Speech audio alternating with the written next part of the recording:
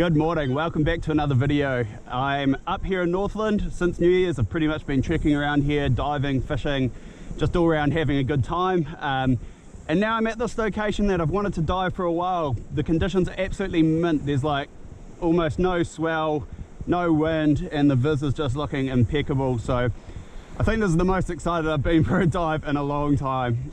The plan for today is to have a look around, see if I can find some crayfish. I'd quite like to get my limit of crays today and limit of crays tomorrow as well, because I've got lots of family and friends back home in Auckland who are keen for some crayfish. So gonna have a look around here and hopefully we can get onto some. As soon as I got in the water, I knew I was in for a magical day of diving. The visibility was just phenomenal, so we're off to a good start. Pretty early on I spotted the snapper, but I really wasn't sure if it was a snapper, so I started swimming down very slowly, but before I got a chance to recognise what type of fish it was, it boosted off, and so it was a snapper, but didn't have a chance at a shot. In the meantime, I found this really nice little crayfish to start the day. I wasn't even expecting to see one, and I didn't want to miss the opportunity, so as soon as I saw it I grabbed it, and yeah, first legal crayfish in the bag. I then moved down the coastline and found butterfish heaven. This little patch of weed was just covered in butterfish, and really good sized ones too, and as you can see here there's just plenty of them. Every time I looked in a different spot there was a new one popping up, so it was a bit hard to decide which one I was going to have a shot at, but I figured instead of spooking them and taking a rush shot, I would go back up, get a breath and go back down and just take my time with this one and pick out a really nice butterfish. So that's what I did, went up, went back down, and just got really comfortable on this reef here. It was quite deep, well deep for me anyway, because I tend to stick quite shallow when I dive solo. But yeah, there it is, first shot into a nice butterfish. The reef was about 12 metres deep or so, so on the sort of upper limit that I like to dive when I'm diving solo. But yeah, well within reach, and plenty of butterfish there obviously, so got this first one on the shaft, and good start to the day.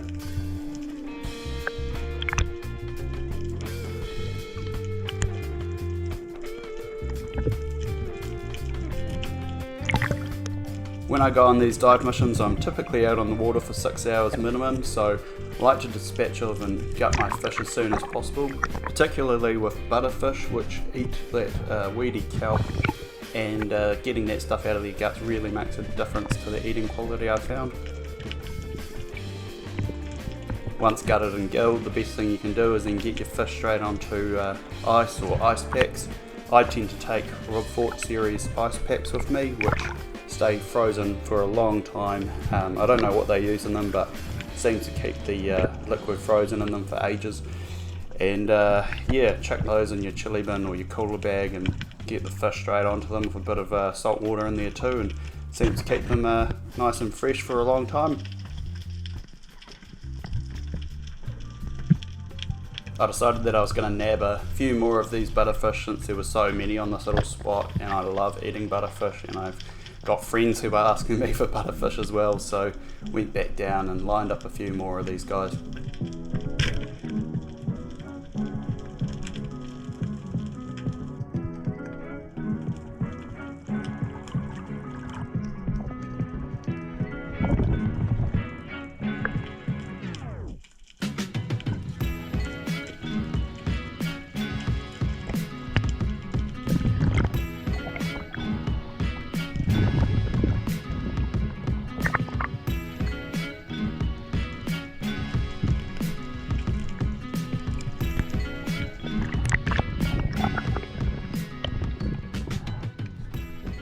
I did one more drop on this reef just to get a third butterfish in the bag.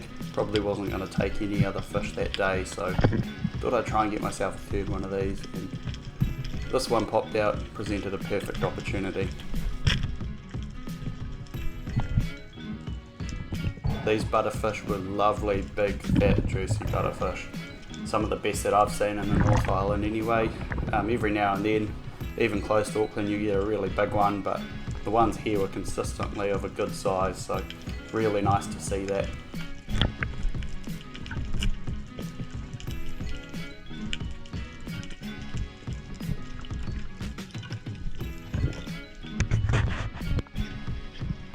After moving spots, I found this crack with a ton of really nice sized crayfish in there.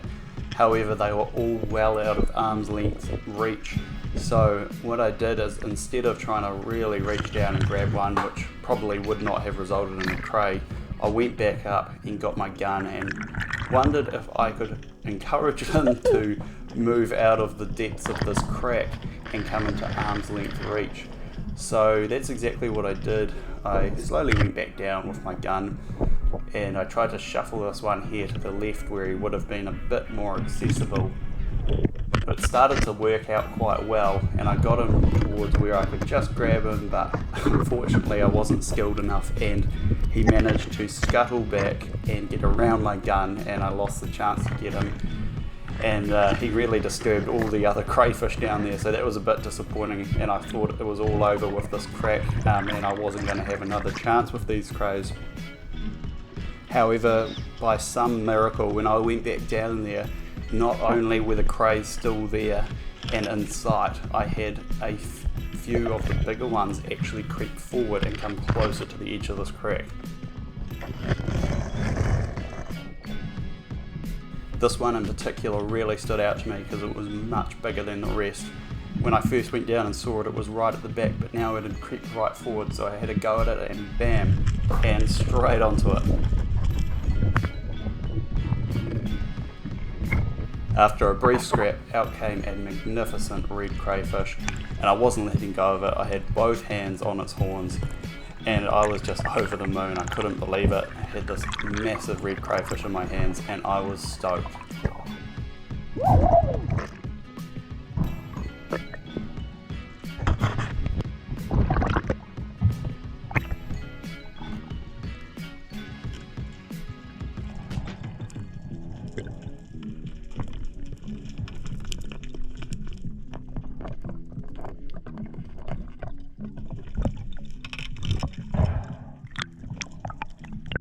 With the big boy cray back in the bag, I moved spots yet again to continue on this mission to get my limit of crayfish, but it really wasn't shaping up to be that sort of day.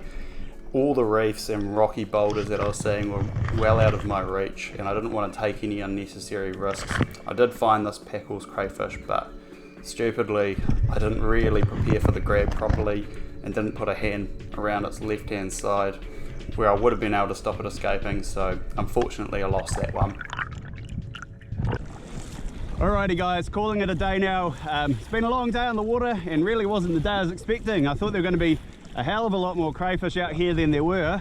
However, can't complain, 2 nice crays in the bag, and that big one's definitely a personal best for me, so over the moon about that. And yeah, getting those 3 nice butterfish as well, great addition to the bag, and I've got some mates in Auckland who will be happy as to have those coming their way, so all good. Gonna head in and move to this next spot now and get up tomorrow morning and do it all over again, so see you guys then. Well, day 2 here on the trip, and my, what a morning we have. Just punched through the surf behind me and now I'm paddling out to probably some of the most stunning territory I've paddled in New Zealand so far. It is absolutely glorious here. Plan for today, as mentioned yesterday, is limit of crayfish. Didn't have much luck yesterday, so hopefully we can pull through today. Hopefully the viz is good. I'm just keen as to get in the water. It's looking amazing out here. See you guys in there. Straight off the bat, one of the first rocks I dived down on, there was a cray sitting right there looking at me. And of course I pounced quickly, managed to get a really good hold on this one, straight on the top of its shell, and it wasn't going anywhere. So the day was really off to a good start.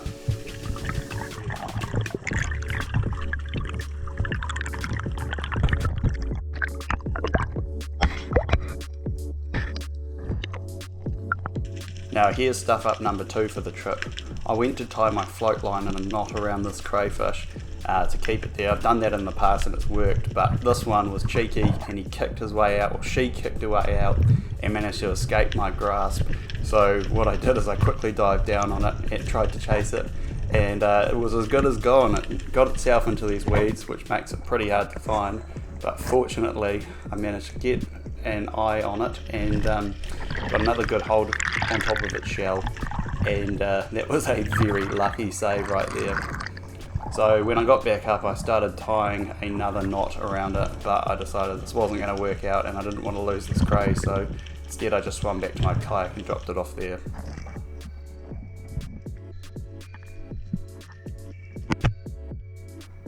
Shortly after that, I dived back down and another crayfish presented itself.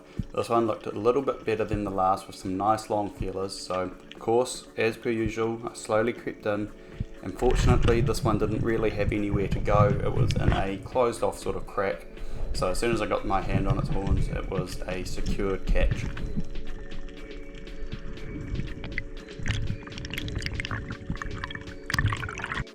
Another beautiful coda captured on this trip, and I'm always grateful that these shellfish are so easily accessible here in New Zealand.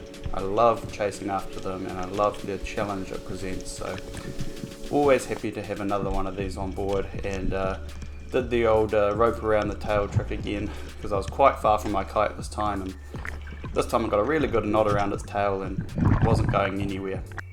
While I was looking for these crayfish, I did happen to notice this sort of seahorse looking creature. I have no idea what it is, but if you do know, please let me know in the comments. I'd love to find out what it is. Sort of looks like a pipe shaped sea dragon, seahorse sort of thing, so if you know, let me know.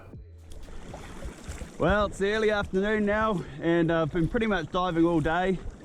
It's a bit surprised, didn't manage to get onto too many crays today, just got those couple in the bag, which I'm happy about, but I was really expecting quite a lot from this spot, so pretty surprised that I didn't manage to find more. However, it's a stunning spot and I'm sure I'll be back here. Lovely place just for a paddle even. But that's pretty much going to wrap it up for this video, guys. Hopefully you've enjoyed this one, and I'll see you in the next video. Cheers!